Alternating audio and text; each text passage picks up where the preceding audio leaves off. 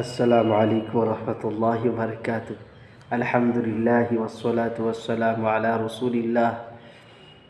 আন আবি হুরায়রা রাদিয়াল্লাহু তাআলা আনহু قال قال رسول الله صلى الله عليه وسلم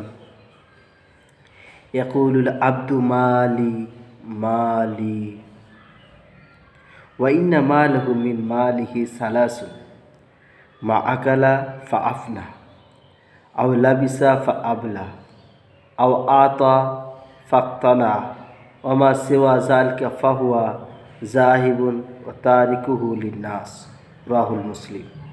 হযরতে আবু হুরায়রা রাদিয়াল্লাহু তাআলা আনহু বর্ণনা করছেন যে রাসূল পাক সাল্লাল্লাহু আলাইহি ওয়াসাল্লাম বলেছেন যে মানুষ দুনিয়াতে বলে এটা আমার মাল, এটা আমার মাল, এটা আমার মাল। আসলে মানুষের কণ্ঠে মানুষের মালকে মানুষের পরিশ্রম করে কামানো যে মাল, মানুষ যেটাকে নিজে মালিক মনে করে তার তিনটে ভাগ আছে। একটা আছে মা আকালা ফাফনা, যেটা খেয়ে পায়খানা করে ফেলেছে সেটা ওর।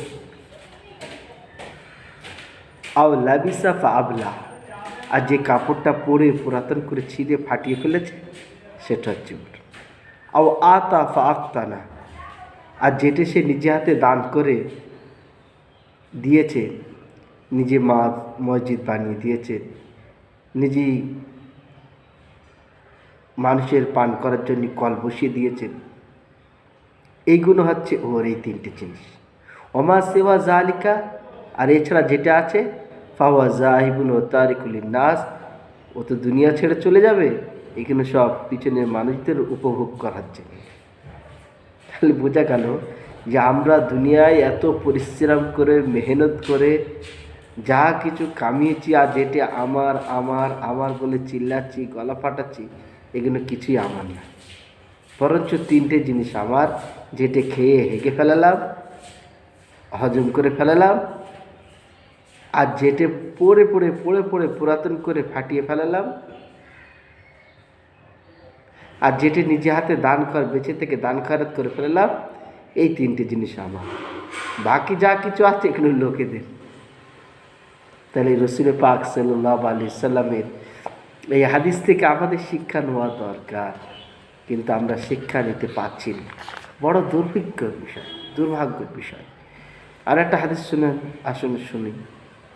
আন আবি হুরায়রা রাদিয়াল্লাহু তাআলা ইয়াবলুগু বিহি ক্বালা ইযা মাতাল মাইয়িতু ক্বালাতিল মালাইকাতু মা কদ্দামা ওয়া ক্বালা বানু আদম মা খাল্লাফা। বড় রহস্যময় হাদিস।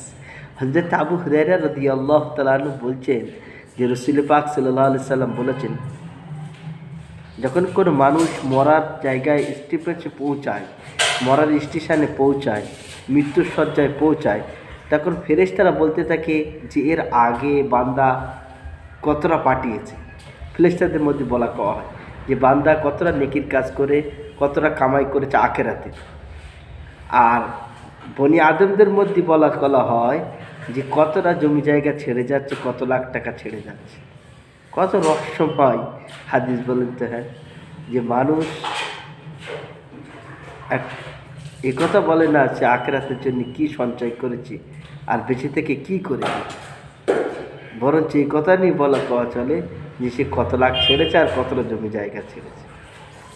তো আল্লাহ রাসূল সাল্লাল্লাহু আলাইহি সাল্লামের এই সমস্ত হাদিস থেকে আমাদেরকে শিক্ষা নিতে হবে যে আমার আসলে কি। আপনি নবীজির সুন্নত অনুসারে চলতে পারছেন, এটা আপনার। আপনি কোরআন শিখেছেন, এটা আপনার। আপনি নবীজির সুন্নতের উপরে আমল করতে পারছেন, সেটা আপনার। আপনি মসজিদে এসে 5 ওয়াক্ত ফরজ নামাজ আদায় করতে পারছেন, সেটা আপনার। এইগুলো অরিজিনাল হচ্ছে না আপনার, এতে কারোর ভাগিদারি নেই।